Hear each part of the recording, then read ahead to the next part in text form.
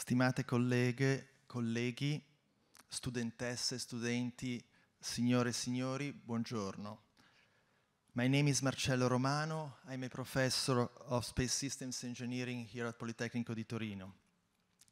It is a privilege for the Biennale di Tecnologia and for Politecnico di Torino to host today Professor Heinz Stoewer.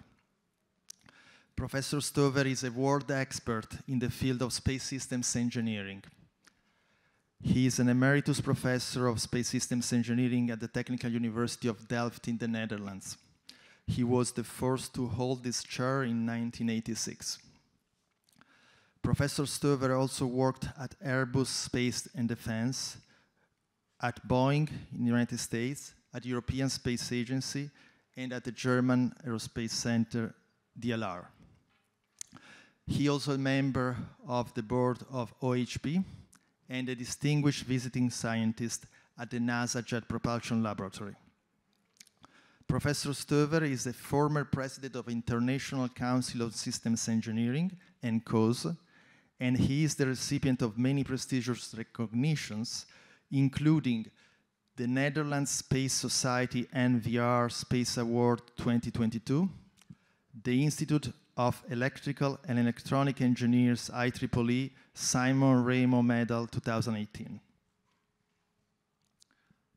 We are now in the 65th year of the space era after Sputnik's launch, and space systems engineering and the space sector in general are at a critical evolutionary juncture.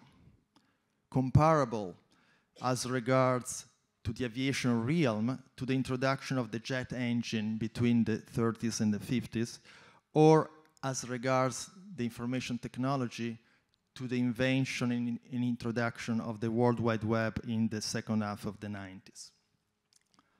Professor Stoewer will offer us an authoritative and inspiring perspective in his Lectio Magistralis, which is titled Space Systems and Our Global Sustainability Challenges.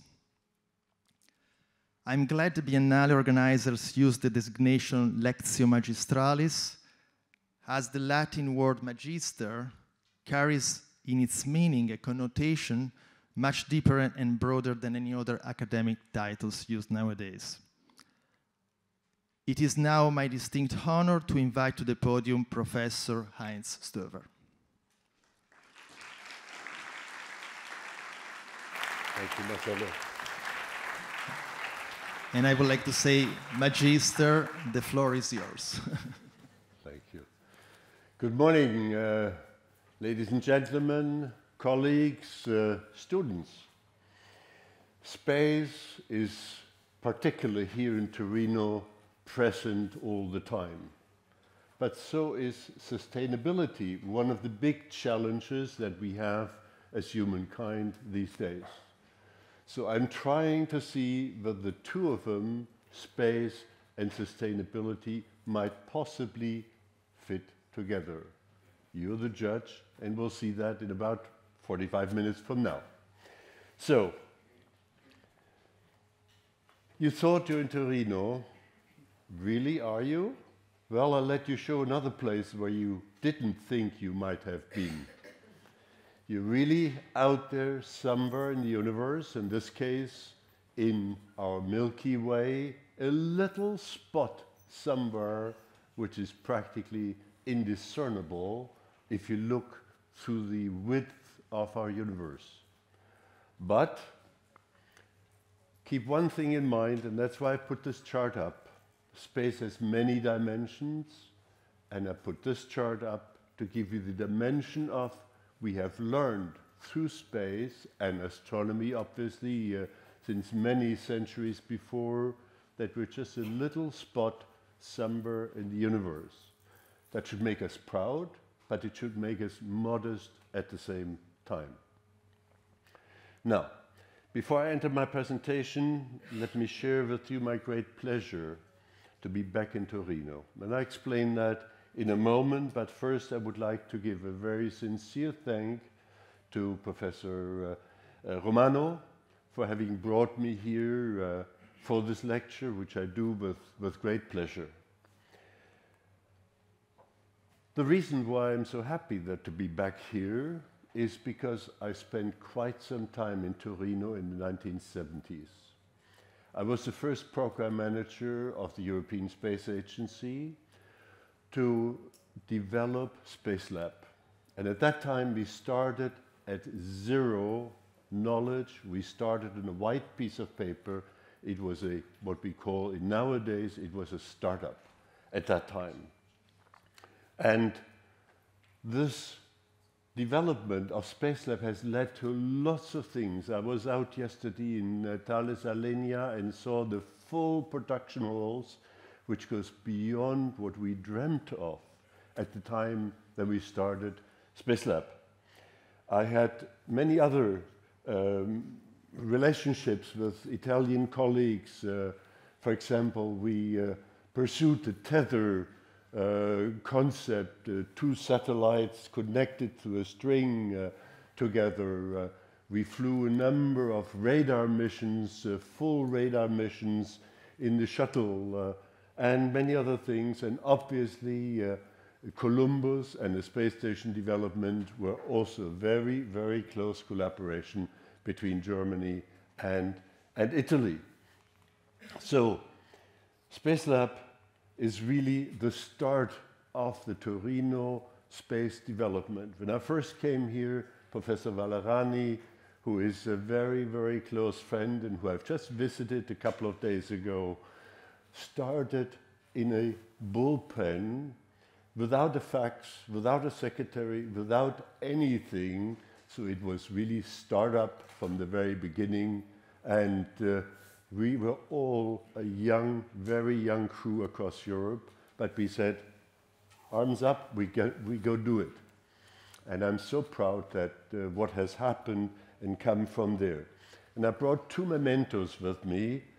Mementos, which are, the first one is what we call the most expensive aluminum cuttings ever, because it was the first aluminum cuts which was done in Torino on space hardware.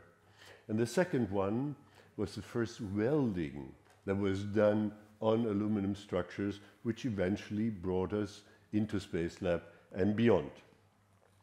So much why I'm happy to be back in Torino and been very happy to go through the facilities yesterday in Thales Alenia out there and see the many hardware things, the many projects that have developed ever since. So, my talk today is really on three topics. I first want to give you a little bit perspective, following my very first chart on the recent astrophysics results and the prospects of life. How do they belong together somehow or other to create the big and broader perspectives? I will then go into satellites, show you a few examples and ask the question, do satellites and sustainability fit together? And then I go into space exploration and the long-term sustainability, and there's where I close the loop with the first topic and the first chart that I've used. I have four subjects, four objects in front of you here. Firstly, a chart which shows you we have infinite objects out there, which raises, of course, a number of questions. Secondly, a comet. We call him Chury. It's the nickname of it. It's a long name, a long Russian name, which has some messages for us from outer space. Thirdly, I'll show you the latest asteroid that we've been flying to and that we've been able to deflect. And the last one is, I will ask the question, does the sun, our star of our solar system, support life forever? And what conclusions might be drawn out of these? First, let me share with you a absolutely couple of beautiful pictures. The pillars of creation on your left, and one of the first shots of the James Webb telescope. It just shows, next to the beauty of space, of course, also many, many other dimensions, namely that essentially all space, all objects in space are created from dust. Dust is everywhere, just like water is everywhere. Now, the eternal question, of course, that we always have, is there life out there? In some form? In which form? Where? To make the answer short, we don't know. But still, it creates an imagination and a desire to know, which is very strong and is one of the elements of motivation for doing space. Now, we have known for a long time, since the first telescope, ESA telescope ISO in the 1980s, that there's water. In this vacuum out in space, there's water practically everywhere. Now, we've started to learn little by little that there's anorganic molecules, that there is various different carbon derivatives, etc., etc. But what we've learned only since August of this year is that there are, in a comet, which is very, very far away, there are fragments. When I first saw this publication, I fell off my chair. I wouldn't believe it, but I know the people who've published this, specialists in spectroscopy at the University of Bern, and they're very, very serious scientists. So they found naphthalene, that's mothballs which you have in your closet. They found incense, which of course you find in every good Catholic church, and they found almond flavor in a comet infinitely far away from here. Now, what does this mean? Well, add the Hayabusa, that's a Japanese mission to Ryugu, another asteroid, found similar, but not the fragrance. Anyway, what does this mean? If you think it through, it means, and I know I'm making a big step there, that the chemistry of our prebiotic early Earth is essentially prevalent everywhere in space. Now, you couple this conclusion, which is not mine, it comes from a colleague from University of Illinois, with some of the questions, is there life out there, which I brought up before? I'll leave it to you to conclude. Now, the next point is, we know that the dinosaurs have been eliminated through an asteroid impact and the subsequent conclusions. But we have lots of asteroid impacts. The chart that you see there is all little asteroid impacts across the Earth. But what we have achieved just recently is fly into one of those little asteroids, little but big in potential impact on Earth, and deviate its trajectory. That deviation has given us the certainty that if there is going to be another dangerous asteroid, we can do something about it. And that's the key conclusion from there. And the asteroids didn't have a space agency, so that was their pity. We do. So we're in a better shape. Now, what is the life cycle of our sun? Our sun is like any other star, almost like any other star, out in our universe. It's about 4.57 billion years old. We've pretty well identified that, and it burns hydrogen into helium to create energy. But it has a limited life cycle, like every star out there. And the question is, of course, how long is that going to be? It's another 3.5 billion years. That's a lot of time. Don't get scared. But in that period, up to 3.5 billion years, it will slowly eat up our inner planets, and it will also slowly eat up our Earth. This is not really new. It is just by analyzing what is a star, what is the lifetime of any star out there. So, this is very far in the future. So again, don't be scared. It doesn't happen tomorrow, and it doesn't happen to your children or your grandchildren or your descendants immediately. But it is a fact And this is really the point that I want to get across. We have a finite destiny, finite life cycle on this planet.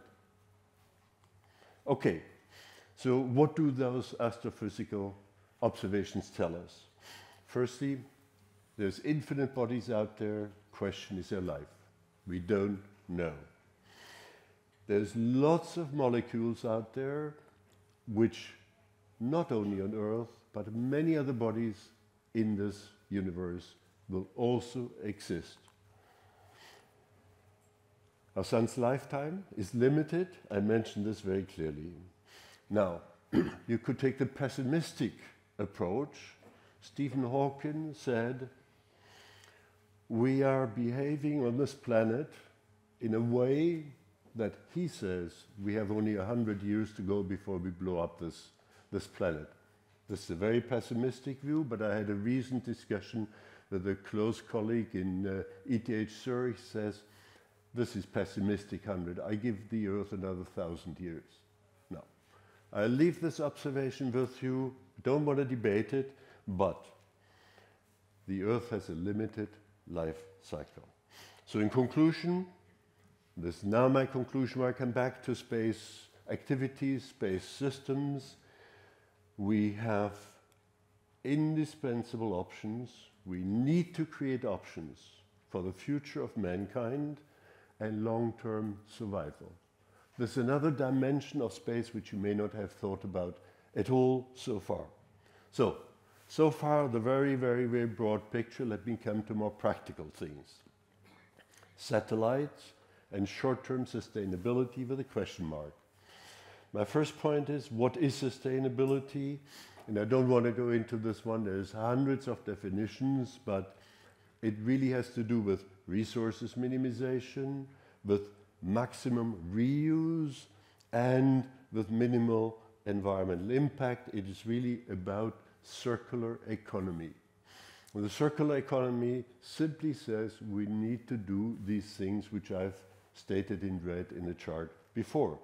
And there's many examples. I've taken a German car out as an example, which is a new experimental car of BMW, where they've not only have biomaterials as part of building the car, they have turned around the whole design philosophy of cars to make sure they are conforming to the three criteria which I've mentioned before.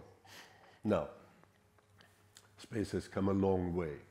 We started it 65 years ago with Sputnik, and in between, since then, we've launched about 9,000 satellites.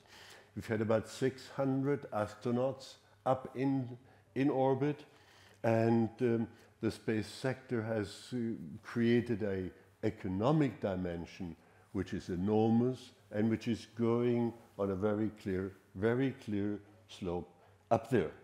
So, my next chart is what's happening in the building of satellites and the building of launchers. And I simply want to show you this curve without going into detail there either. We have lots of startups and we have lots of private investment in space in the last 10 years. We had no private investment 20 years ago, or hardly any, but we are in a different phase of space compared to where we were 5, 10, 20 years ago. So, my wife gave me a wonderful chart which describes better than anything else that I could say about new space. If you read the literature, everybody talks about new space. Well, I could talk a lot about it, but new space, when we started here in Torino, the Space Lab development, that was new space because we started from scratch and no experience, but we did it. So everyone said, this will not work. And this is really my message to you students. Then someone who did not know it just did it. And that's partially new space, and I'll show you some examples as we go along. Another general point, if you look into this commercial expansion, ask yourself why. You come to one general observation, which is data is the gold of the 21st century. And space is feeding this gold rush in many ways. And I give you a little on the green on the bottom of the chart. We will launch more satellites in the next 10 years than we've launched in the 65 years since Sputnik. That shows you the dynamics of space. It shows you what's happening out there, and it also shows you how many opportunities there are for you students in particular. I have a few examples now, and I could do these examples infinitely further, but it's only about a dozen or so. Firstly, we're monitoring the changes on our Earth daily. There's a fleet of satellites out there which tell us what's happening to water, what's happening to geodesy, what's happening to our forests, what's happening to all kinds of things that happen on our planet. And the question that flows with this is, can we mitigate? Can we do something about these changes? And this has a bit to do already with sustainability. The next point I want to make is space weather. 30 years ago, we didn't know there was something like space weather, but space weather has a lot of effect on every satellite there's up there, obviously, but also on our energy production, on our well-being on the Earth, because space weather changes the radiation that we receive. It changes a lot. It affects electronics and many other things. Another example is our magnetic north has gotten an acceleration. It used to be over north of China, Siberia, in the 1900s. It is now moving at about 55 kilometers a year towards Russian Siberia. Question is why? And the reason for this, or not the reason for this, I cannot explain. But I can tell you that we've sophisticated satellites. We can now look into the Earth. It's an indirect measurement, but it was through satellites that we found out that the inner core of our Earth has a jet stream. Something which is very, very recent of satellites, which we started in Germany, and NASA and JPL is continuing them. ESA is also working on it. There's a jet stream going on in the liquid part of our iron core. And that jet stream has, of course, an effect on magnetic environment, which is another one of those conclusions and something that we find from space. I don't need to tell you much about weather satellites, but weather satellites have become an indispensable means of our day-to-day life. Before we travel to Rome, we look at what's the weather in Rome. Before we fly to the Maldives, we want to see what's the temperature there, etc. And we use it. We use it day to day. Don't need to spend much time. A couple of words though on water. Our water resources are not infinite either. And that's a conclusion which we need to draw. Firstly, we have a problem because of the temperature change, that there is going to be melting of glaciers. I use Greenland as an example of where it is happening. I could have used the Antarctic, I could have used the Alps. As a matter of fact, if you look at the glaciers of the Alps, they're going back, etc., etc. Now, if you live on the Maldives, you're very, very concerned about this. Because, as you can see in this little chart there, they expect the sea level to be in a place where they don't exist anymore. Second point on water is we're using water, particularly water in the deep grounds, as if it were infinite. The effect of this we measured with satellites. The Joaquin Valley in California is the vegetable source of most all of America and many, many other things. You can see on the chart on your right how much the land has subsided as a result of taking all this groundwater out and not replacing it. It's not infinite, there's more to come. So my point is very simple. In 3 years from now, that's a quote of Bayer, a little company in the world, that say water is going to become a more expensive and more scarce resource, more important resource than carbon is today. Our politicians talk only about carbon, or mostly about carbon, should talk as much about water in the same way. Now, we switch from not looking at the earth, but communicating across the earth. It's all about connectivity. We have a connectivity way of living which is entirely different from what we had 30 years ago, 50 years ago and more. Some good, not all good, but that's a different story. We have started to launch satellites in what we call constellations. You see on your left, constellations are many satellites flying around the Earth and communicating down to the Earth with the objective of providing data exchange between Indonesia and Italy and between Alaska and South Africa, and by giving us the means to understand better what's happening, one of the goals being an internet in space. Internet in space, and not just fiberglass on the Earth. It's coming. It's coming as we speak. It's going to take a couple of more years and we're going to be there. My next example is maybe even better known. It's the Starlink constellation by SpaceX, by a gentleman like Elon Musk, who has a few billions in his pockets, which he's created through lots of things. Again, it is this way of looking at satellites and seeing how satellites can help this and change this Earth and help people. If I give you some numbers, it's about 3,500 satellites which this company, SpaceX, has already launched. 3,500 satellites in the last 6 years, and they want to launch 30,000 more. They don't have the approval of the 30,000 yet, but that's the way they're moving.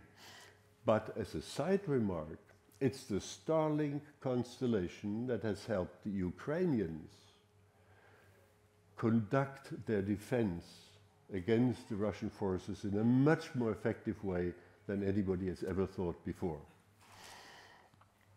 My next example is, and this is really where is space communications moving to? We're starting to build satellites, which you see on your left up there, which are huge football field of antennas. What's the purpose? The purpose is to get from this football field of antennas directly to your mobile device. Today your mobile device goes through terrestrial providers, except Apple has already created in its 14th generation a link into space. But the idea is get satellites and mobile devices connected in your pocket, in industry, on your computer, etc. That means a communication revolution which is going to change a lot of the ways we communicate. Give another practical example.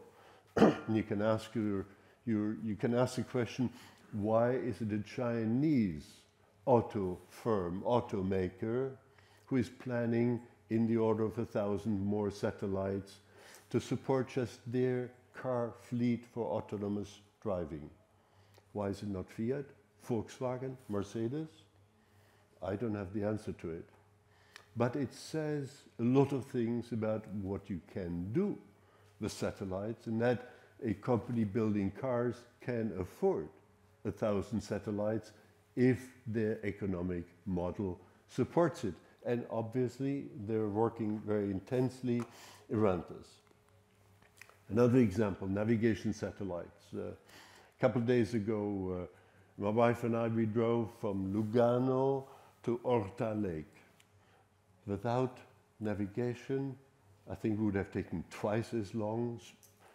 expended 3 times as much diesel, and with the navigation we have, it's just like electricity, it's just there. It's wonderful. It's really wonderful. Your excellent trains use it. You use it personally everywhere, all the time. The next topic, I could talk for at least the next half hour, but that's not really what I want to do. I want to make a few messages. And the message is, we have a treaty for the peaceful use of outer space, which is as old as 1962 and was signed by, I think, almost 200 nations. Is it still valid? All right, you can answer that question. The point is, there is a lot of satellites up there for communication, for precise location of where all kinds of enemies are, etc., etc. They are part of our life, whether we like it or not, doesn't really matter. The point, it's a fact. My almost philosophical question is, what approach will succeed in the next decades? I'm not thinking next year, but if we think 20, 30, 40 years ahead, you students are going to be in the middle of your life by then, and I hope you're going to not forget this chart and the original intention which we certainly had. Anyway, one thing is for sure, namely that there will be many more satellites and space vehicles which will serve the defensive posture of our countries. That's a fact, that's a definite trend, etc., etc. Now, I could expand these examples, at least a few hundred more, to show you how space has entered our daily life, our economy, and more. But instead, I will just draw a little step more into the future and tell you where I think where things are going, where space is moving. We will have every pixel of our Earth monitored and documented. And this is happening as we speak. There's people working on a digital twin of our Earth, which is fantastic. Digital twin of our Earth gives us so many more opportunities for dealing with what's happening on Earth. Just as a little example, we have navigation systems which will go into the centimeter and millimeter accuracy in the years to come. And we will have affordable communication for 7 billion people. It's happening as we speak as well. My point there is, and this is a point to my space friends, the stovepipes that we have at present, telecom, Earth observation, navigation, etc., will start to merge together into what I call an integrated service from space for Earth. Eventually, this will lead to one interface on your mobile, on your computer, in your factory, and you don't care whether the information comes from a navigation satellite, communication satellite, company X, company Y. It will eventually be something like this plug for electricity. You just draw space services into your life, whichever way you choose to want to do it. Now, I don't want to create a peachy keen and wonderful, wonderful story here. We have also messed up space. Let me be very clear, we have not paid attention to sustainability, we've not paid attention to having space clean and keeping it clean, which means there's a lot of schrott up there. Now, you can see this, it's in the papers, in the publications everywhere. It's not quite as serious, but it is very serious in itself. Also, these many satellites that fly across our low Earth orbit impair our astronomical observations, something that concerns me. It also, we don't reuse every launch vehicle that we build. neither the San Marco, nor, I mean, the Vega, nor the Ariane, nor all the American ones. So from a point of view of sustainability and the criteria I've used before, there's lots of things yet to be done. So my view is, and here is a compliment to Simonetta, who's pointed me in that, the people pointed me in this direction, because I was always talking about IATA, but it's really, we need an ICAO for space. ICAO regulates our air traffic on Earth in lots of ways. We need something like this for space, and we need it soon, because the mess up there is getting worse and not better as we speak. So, the question on satellites: do satellites and sustainability really fit together? I could give you my answer, but I've chosen to give you a different answer. You may all know the 17 development goals, sustainable development goals of the United Nations. They are fairly encompassing and covering the needs for a population. That's population in India or in California or in South America, doesn't matter. In principle, they all. And the question is, can space contribute to these? So, the Space 2030 agenda of the United Nations says space is a driver of sustainable development. Not my words, it's there. Now, 3 quotes from the United Nations General Assembly resolution of 25 October 2021. The first one is relatively clear, and I think I made this point throughout. The second one is really interesting because it says, we emphasize that space tools are highly relevant for the attainment of global development agendas, in particular the 2030 agenda, which I've just shown you, on sustainable developments. The third one is something which is for you as engineers and scientists relatively evident. It has an effect on what we do on Earth. So, my question: could the global United Nations Conference on World Climate, Paris, Glasgow, and Sharm el-Sheikh at the moment, really take place without space? Without the long-term data series that we have, which give us the evolution and the changes on our planet? You can answer this for yourself.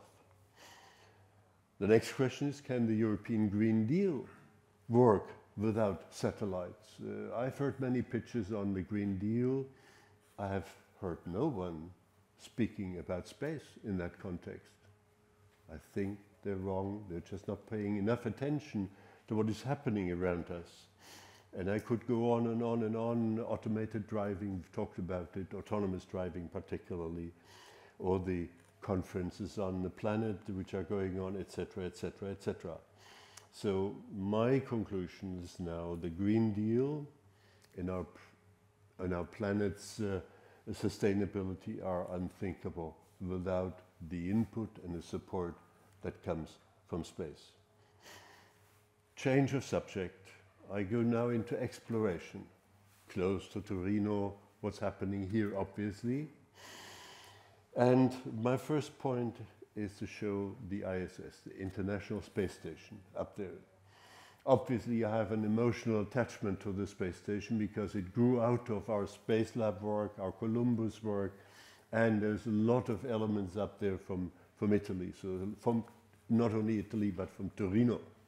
So it is a pathfinder, in my view, for life in space and more.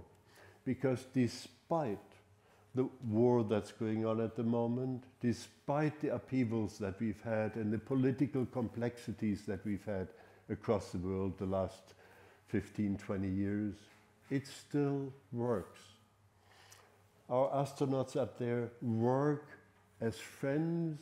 They adjudicate every issue which is up there in a collaborative way.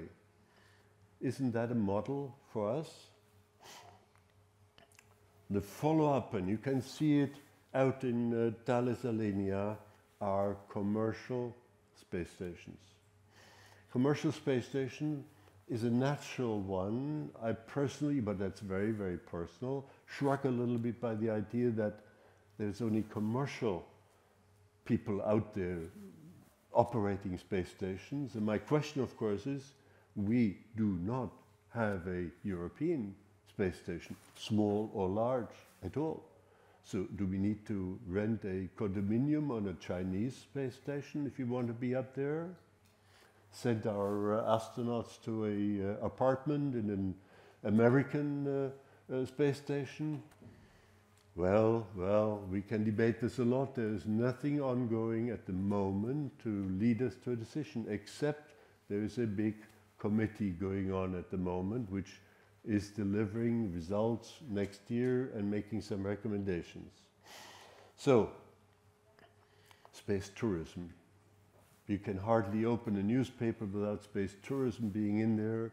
And most of the time, at least in German newspapers, space tourism, terrible, only for the rich, etc., etc. I challenge you to challenge these developments in the newspapers. Because if you look back 100 years ago, what's happened to the airline industry, only the rich could afford a ticket to fly to New York. The poor one were to thousands in a ship trying to get over there. Only the rich could go to India and buy tea and import it, etc. It's happened in aviation in the same way as it is now happening in space. The dimension is different, but in principle it's exactly the same thing, and that it is happening is wonderful. 20 years from now, you're going to be able to fly up there, not for tens of millions, but maybe for hundreds of thousands of euros, which some of you, having been very, very successful in your professions, will be able to do. It's fantastic to be up there. The cupola is one of those popular things up in space, because looking down and understanding our planet from the perspective of space is quite different from just sitting here looking up. Anyway, we have a Monday next, that is 3 days from now, we will hopefully have a launch of Artemis going to the moon. It's a big step back to the moon. I hope the political support which we have at this present time will sustain that development, but I'm not 100% certain. Mars is the next destiny beyond moon. Why? Because it used to have lots of water. We suspect there might be still remnants of microbes of whatever down 1.5 to 2.5 meters below the surface, protected from the radiation which is happening out there all the time.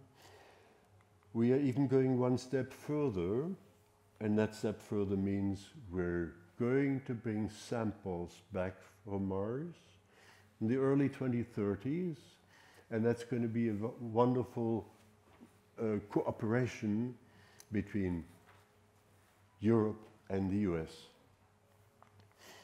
So, the next potential step is going out to Titan.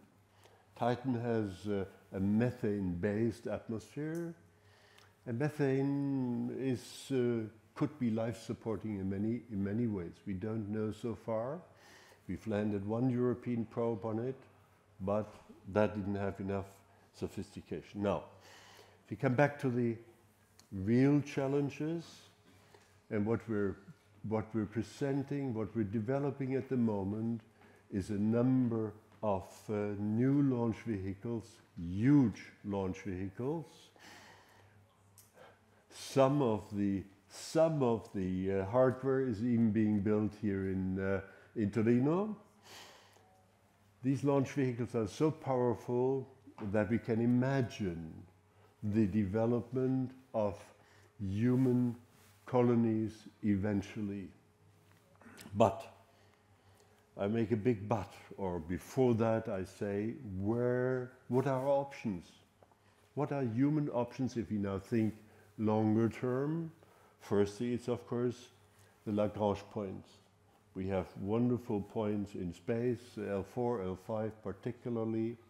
If you put a spacecraft there, and James Webb incidentally is there at the moment, it will be a place of peace and quiet, but very far away from Earth. The second option is Moon and Mars. I mentioned Mars just a moment ago. Or the step thereafter is Jupiter, icy moons. Europa, my favorite, my absolute favorite, an icy planet with probably much more water under this ice crust than we have on all of Earth. Ganymede, Io, Callisto, they're wonderful. And then beyond that, we can look to Titan, Enceladus, outer planets in a second wave. When you are grandfathers, you're gonna talk about this, and you'll see it happening.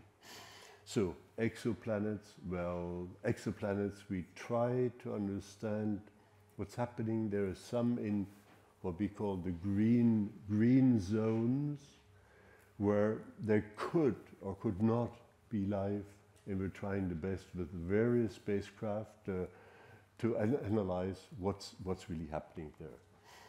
So what we really need is this little vehicle. But I'm sure when this is being built in Torino, I will wave to you from a cloud up there and say hello. That should be your goal. Star Trek is the real option. Now, the question is, can we master a balanced, sustainable exploration approach where humans and robots are working next to each other, where a lot of the robotic capabilities, the artificial intelligence capabilities that we're developing can do a lot of work where we may not necessarily need some astronauts for. We need them anyway, but not for everything. So there's a lot of things. One thing that really gets me angry is there's been people promoting one-way travel to Mars to form colonies. This is the biggest nonsense I've heard in the last 20 years, and the most irresponsible way to approaching what's happening or should be happening out there. Because if you have ever seen really close by what's happened to astronauts when they come back after 10 days or after 100 or 200 days, and how much medical care they need to refocus back on their life on Earth, you'll understand immediately that up on Mars, after 9 months of travel, it's not going to happen that quickly, no matter what Elon Musk says or what some other people say. Anyhow, we will find life out there somewhere, and sometimes it has some surprises, and this is a wonderful surprise. Let me say, and I think I'm almost in time, next week, week after next, we will have a ministerial council. This is a big event in space in Europe, and ESA is on a track of accelerating what's happening in space in Europe. And we can only cross all our fingers that they do get the support, because there's lots of things which I've talked about and which I've not talked about. But keep in mind also that space creates jobs. And if you go out again to Thales Alenia and see how many people are working now on space compared to what it was 30 years ago, it is fascinating. They're all excellent jobs, and they're all opportunities for you students. So, in summary, there's a wonderful cartoonist in Germany, which I like.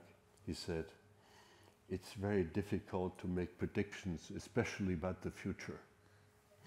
And he says the future was better in the past. So, more important for you as students is, your task is not to foresee the future, but to enable it. That's really the point. You need to make it work. get your sleeves up, like we did as young engineers, and make it happen. My next point is space and short-term sustainability. I think I've given you the answers to that. And space and long-term sustainability, that's not being debated a lot. But if we, from space, do not provide the options of where we can go as humankind, well, we may be very surprised in negative ways. So, two final philosophical reflections. I've said that I'm a fan of ISS because it's a model for how we could possibly run this Earth. Why can we not, on Earth, really take such a model to govern this planet? It may take another 50 years, but you are going to make it happen. My second point is philosophical reflection. Do we need an extraterrestrial threat? I've not talked about it, but there could be civilizations of some form, whatever form out there. Should we discover them tomorrow, in 5 years, in 50 years, in 100 years? How would we react? Would we be able to react? Long story, think it through. So, my message is to you. This room is, I'm very happy to see, full of students. There's no alternative to sustainability. Make space an overarching, peaceful tool for managing this planet. There's plenty of things we can use it for, and build a strong and independent Europe, able to decide its own destiny. We don't know what's happening in various countries, befriended countries which are going left, right, etc. Other countries, we need to find and continue our own way as Europeans, with our own value structure, making sure we're independent in Europe in many ways. So, with this, I thank you for your attention. I wish you good reflections on some of the messages have been trying to get across to you. Thank you very much.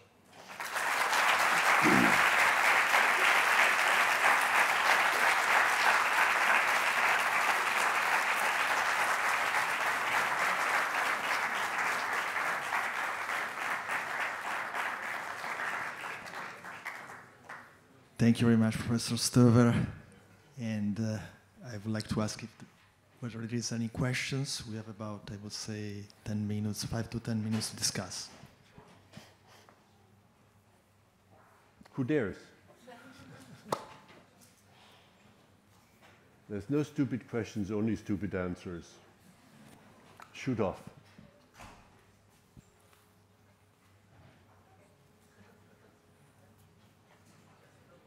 Have I impressed you so much, or have you gone tired? Doesn't matter. Ah, here's a daring person.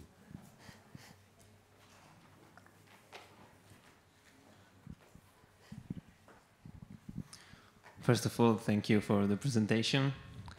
And I want to ask, can those three subjects of space go together?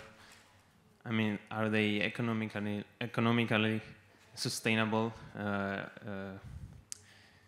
near space, outer space exploration?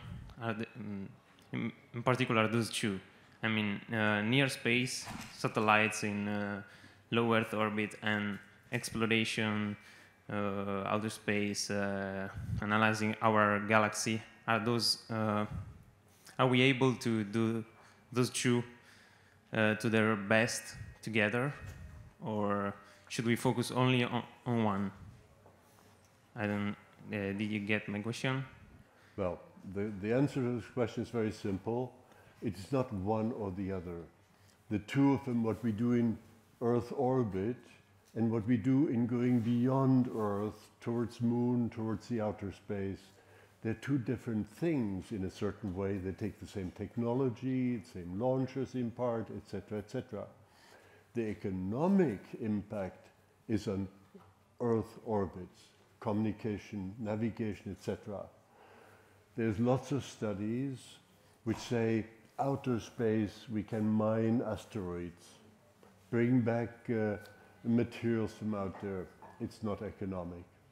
That's exploration, and exploration has its own dimensions and its own motivation for doing it.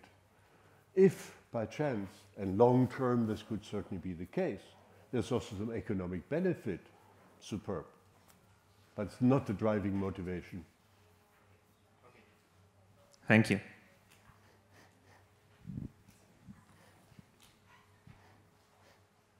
Work? Okay. I loved your presentation, of course, but I have a question. When it comes to the ocean, we only explored like not much of it, and why are we so like we want to go in space and everything, and we haven't even explored what we have here? That's my question. Well, can you repeat the question? I haven't quite understood what you're I trying to mean get. about the ocean. Like we haven't explored that much of it, and why are we focusing so much on the space if we didn't like explore what we have here? Okay. If you're referring to the fact why do we spend money on space and not enough on Earth, Yes. that's a political question. Oh, okay. My very personal issue is always we need to invest more in the future because the future gives us feedback to improving our life on Earth. And I hope to have shown that the examples of what we do already get from space today, that is a worthwhile investment, much better than some of the other investments we've made on Earth in improving it or not improving it at the same time. Okay, thank you. You're welcome. Hello, thank you for your presentation again. It was amazing. My question is about your last point about keeping space a peaceful environment for humankind. Do you believe we as engineers, future engineers at least, have a way to also make sure this happens? Or because it seems it's something out of our control, in stronger hands, let's say, like political forces, I mean. Well, let me differentiate military space into two components. The first component is providing communication, improving communication between naval forces, between whatever. And the second one is weapons in space. Now, firstly, weapons in space are not really that effective, but that's a technical discussion which we are not going to have now. Eventually, what's going to happen out in space will be a reflection of how we can manage this planet. If we improve Europe, if we improve the global mechanisms of the United Nations, if we eliminate war on this planet, then we will not have weapons up there and we will have a more peaceful environment. That's why I suggested it will take a few decades, but you should be working in that direction. Thank you.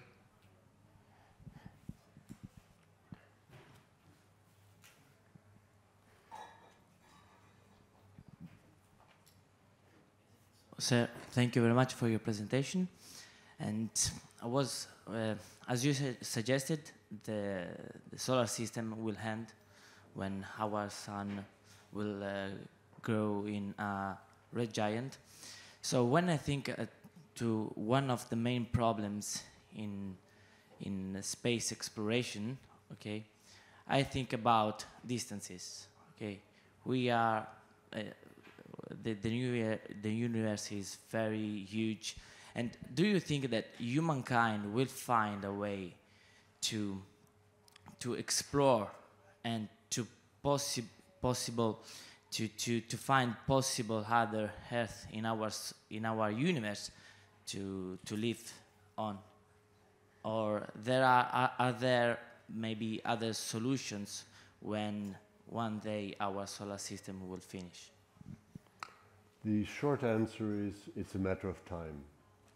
I am absolutely certain that we will create colonies in our solar system. It's not going to happen in 10 years, not in 20, but in 50, who knows?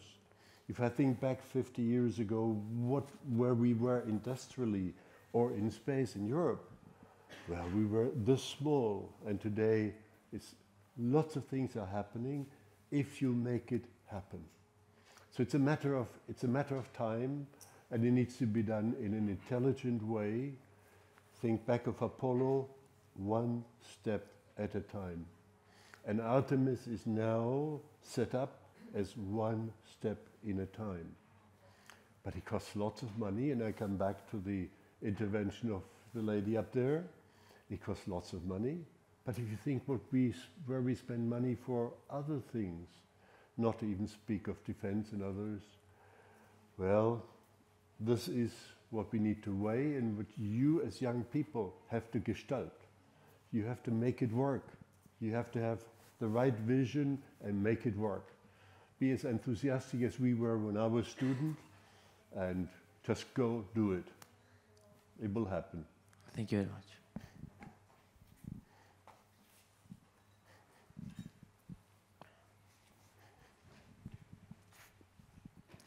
Hello. Yeah.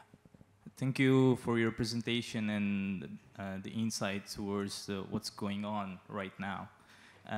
I want to ask you, I personally believe that the space is the solution for almost every problem in our day-to-day life. Because from the moon race, we got a lot of inventions that are not only used for space, but right now that are improving our life right now. I want to ask you that you have worked with many organizations, so is there enough enthusiasm as it was before? Because that's what I think is the most driving parameter. Like right now, private companies are investing, but they are investing for their own profit.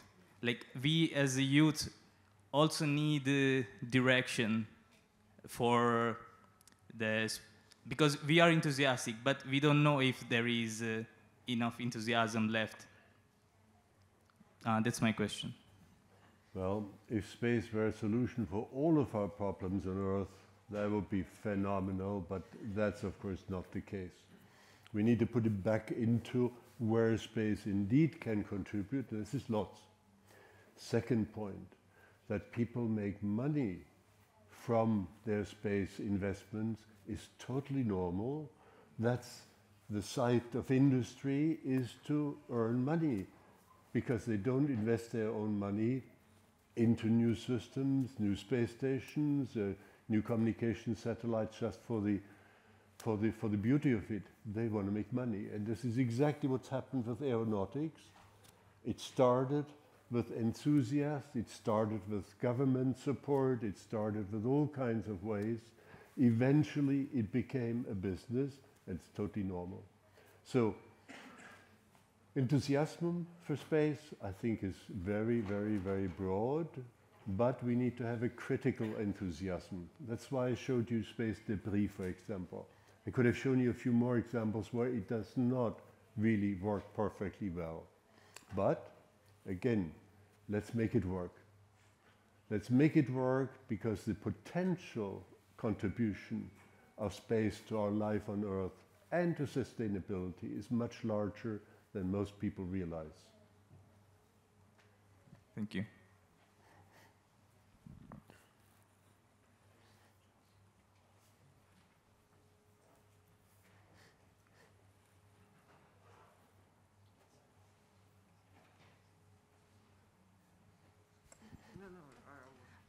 My question is linked to the previous one, and I'd like to ask, like, with this new space... Speak up a bit. I'm sorry.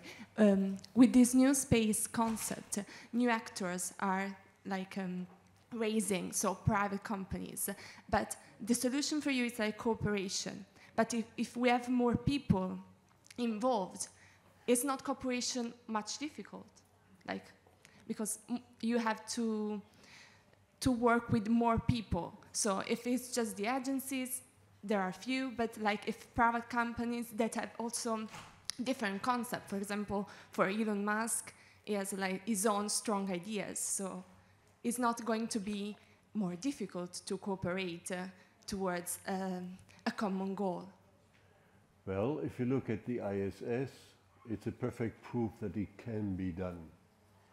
Personally, I think, and I was instrumental, I admit, getting the Russians and the Americans together for the ISS together with us in Europe. And it was an absolutely wonderful, correct decision at that time, and I still defend it today.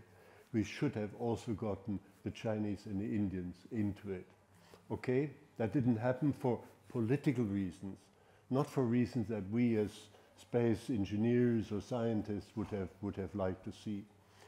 And we see now with this change in the blocks of the US, Europe, or the Western bloc, if you will, China and Russia, we see a separation of collaboration. There is a big piece of a Mars re-entry vehicle out in Thales Alenia, which sits there to be retransported back to Russia.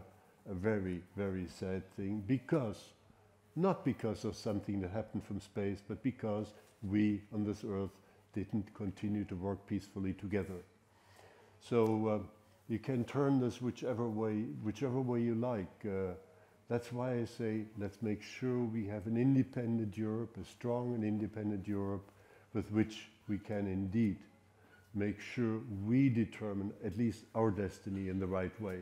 And you, as students, need to fight on with it. I did my part of it, and I still do it, but you need to really fight on to it to make it happen. Okay, thanks.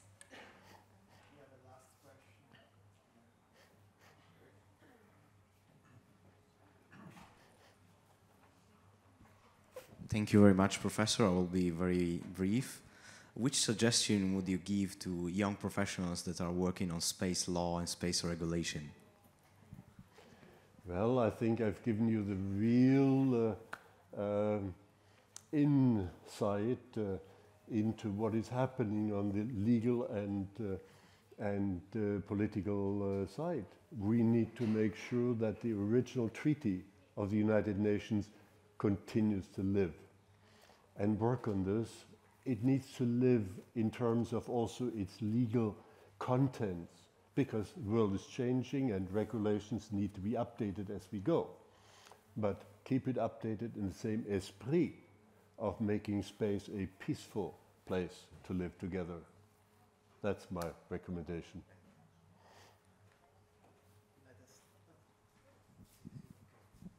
Let us thank once more Professor Heinz Stoewer for an exceptional lecture, and this is the conclusion of this event. Well, thank you, Marcello.